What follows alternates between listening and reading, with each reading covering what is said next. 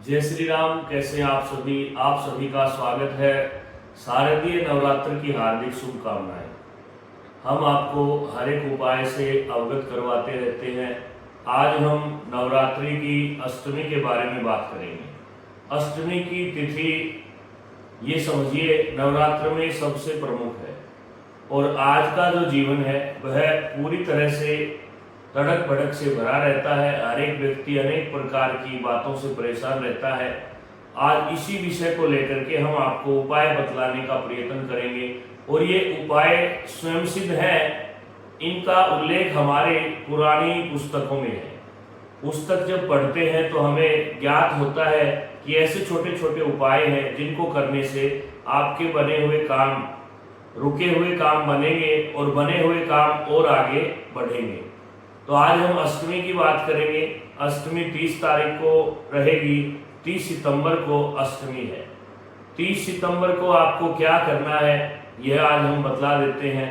अगर आपके कोई भी पैसे उधार लेकर के देने से मना कर रहा है या आपकी कोई बड़ी पूंजी अटकी है, आपकी छोटी पूंजी अटकी है, कोई भी धन से संबंधित अगर आपका कार्य कहीं भी रुका हुआ है तो आप अष्टमी के दिन यह उपाय करिए, निश्चय ही आपका कार्य सिद्ध होगा।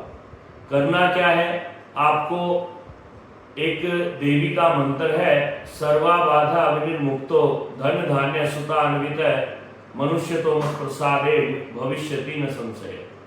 इस मंत्र के कम से कम आपको 108 बार जप करने हैं। देवी की मूर्ति के या देवी की फोटो के सामने बैठ करके घी का दीपक जलाना है। साथ में आपको भैरव का दीपक भी जलाना है, क्योंकि यह उपाय मुख्य रूप से बाबा भैरव को समर्पित है। और हनुमान जी भैरव दोनों माँ के पुत्र हैं, दोनों द्वारपाल का सेवक का कार्य करते हैं और हम सब माता की ही संतान हैं। अगर कहते हैं आपको मालिक को प्रसन्न करना है तो आप सेवक को कर दीजिए और सेवक को करना है तो मालिक का नाम लीजिए। तो इसलिए आपको अगर भैरव जी को प्रसन्न करना है तो भैरव जी के प्रसन्नता के लिए आपको देवी की उपासना करनी चाहिए। देवी अगर प्रसन्न होंगी तो भैरव जी अपने आप प्रसन्न होंगे, क्योंकि किसी की माँ की आप स्तुति करोगे तो पुत्र तो स्वयं तैयार रहेगा। अतः आपका जो भी कोई भी धन अटका हुआ है, आप चाहे वो 1000 हो, चाहे 10 लाख हो, 20 लाख हो, और ये उपाय ऐसा है कि लोगों ने किया था पिछले नवरात्रि में, जो हमने लोगों को वर्बली बताया था, तब हमारा चैनल नहीं था। आज उसी उपाय को हम आपको देने जा रहे हैं। आपको करना क्या है, एक तरफ घी का दीपक, एक तरफ माता रानी के राइट साइड में, जब आप पूर्व में मुंह करके बैठेंगे तो माँ के साथ में लेफ्ट में तो कलश की तरफ घी का दीपक, राइट में तेल का दीपक जलाएं। और आपको कम से कम भी ये समझिए कि गोला चाहिएगा। गोले के 108 टुकड़े करने हैं और उसके साथ साथ मिश्री लेनी है और अग्नि तैयार करनी है जिसमें आप हवन कर सकें। अगर आपके पास गौ के उपले उपलब्ध नहीं है तो आप भीमेश्वरी कपूर ले सकते हैं। भीमेश्वरी कपूर लेकर के एक किसी भी नया आपको एक पात्र लेके आना है, चाहे मिट्टी का स्कोरा हो, मिट्टी का ढक्कन हो, या कोई भी मिट्टी का इस तरह का पात्र हो जिसमें थोड़ी मिट्टी आप डालें, बालू मिट्टी, और उसके अंदर आप कपूर रखें या गौ के गोबर के उपले की बनी हुई अग्नि, और उसको घी डाल करके प्रज्वलित करें। और फिर 108 बार ओम बम बटुक भैरवाय नमः स्वाहा, ओम बम बटुक भैरवाय नमः स्वाहा, ओम बम बटुक भैरवाय नमः स्वाहा, यह बोल करके 108 आहुति आपको गोला और मिश्री की देनी है। लेकिन ध्यान रहे, हर एक आहुति के समय आपको अपने आप को रोकना है। ओम बम बटुक भैरवाय नमः, और मन में ध्यान करना है आपका पैसा जो अटका हुआ है किसके पास है, उस व्यक्ति का नाम गोत्र आप मन मन में उच्चारित करें और ऐसा बोल करके 108 आहुति लगाएं।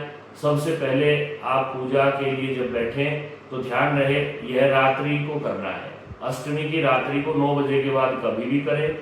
और पूजा प्रारंभ करने से पहले लाल आसन बिछाएं, माता रानी का ध्यान करें, गणेश जी को नमस्कार करें, इष्ट देव, कुल देव, ग्राम देव सबका ध्यान करने के पश्चात आपको माँ दुर्गा का ध्यान करना है। फिर हनुमान जी का करके भैरव का ध्यान करते हुए पहले तो ओम सर्वा बाधा विनिर्मुक्तो धन धान्य सुतान्वित मनुष्य तो प्रसादेन भविष्यति न संशय। इस मंत्र के 108 बार जप करने हैं। अगर आपको यह मंत्र नहीं आता है तो आप बीज मंत्र ओम ऐं ह्रीं क्लीं चामुंडाय विच इस मंत्र के 108 जप करें और अगले दिन सुबह नवमी के दिन आप किसी भी साधु महात्मा को कुछ दान दे दें और बाबा भैरव का आशीर्वाद प्राप्त करें।